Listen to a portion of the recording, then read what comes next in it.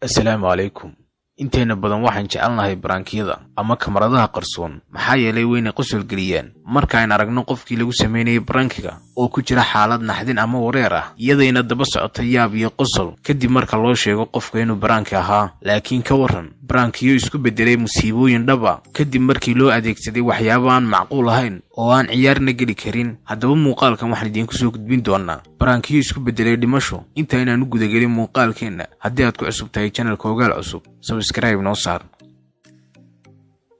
wuxuu isku bedelay habeenkii Jimcaha ee quruxda badnaa ee ay wada qaadanayeen 60 saaxiib habeen dhimasho markii ay dhameeyeen asxaabtii cashadii waxay go'aansadeen inay ku sameeyaan mid kamid ah barank iyagoo kaga aarsanayay barank hore oo ku sameeyay isagu waxay tageen gurigii saaxiibkoodii ay rabeen inay ku sameeyaan barankiga waxayna soo qaadeen bacda qashinka iyagoo ku dhexriday gaadhi ay lahaayeen qoyska saaxiibkood ninkan oo lagu magacaabo Wili oo ahaa saaxiibkooda bihii ayaa maqlay sanqadha ay sameeyeen waxa uu ka soo baxay gurigii isagoo sita baaskoolad waxa uu bilaabay inuu ku rido rasaas isagoo u maleynayay inay yihiin tuugo manuu ogeyn inay yihiin inankiisa saaxiibadii waxayna kaga dhacday mid kamid ah rasaastii madaxa gabadhan yar oo la yiraahdo Adriana Rodway da'deeduna ahayd 15 jir taasoo sababtay inay u dhimato gabadhii yarayd waxaana lagu qaaday aabihii wax dilay dambiga darajada koobaad oo dil badheedh ah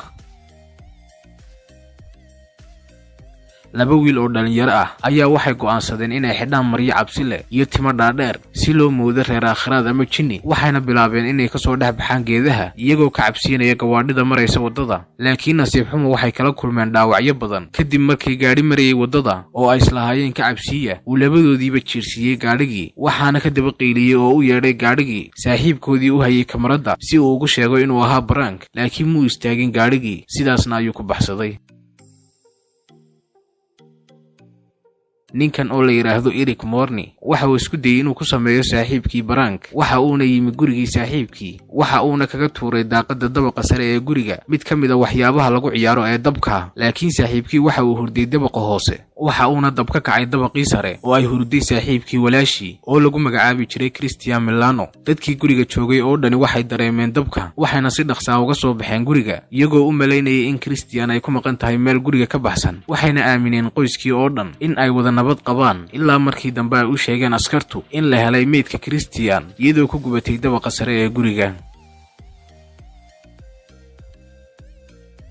wiilkan dhalinyarada ah ayaa waxa uu doonayay inuu ku sameeyo saaxiibkii barank uu kula ciyaaray qori bilaa rasaasa saaxiibkii oo hurda ayuu madaxa kaga qabtay qorigii si uu ugu maleeyo saaxiibkii in saaxiibkiisii ugu dhawaa uu doonayay inuu dilo laakiin siduu doonayay may noqon oo waxa ku jiray qoriga hal rasaasa waana la soo xidhay wiilkii markii kiiskiisa la baadhayayna waxa la ogaaday inaanay ahayn markii koobaad oo uu sameeyo barank noocan oo kale ah ee uu hore ugu sameeyay mid kamid ah asxaabtiisa laakiin uu ka badbaaday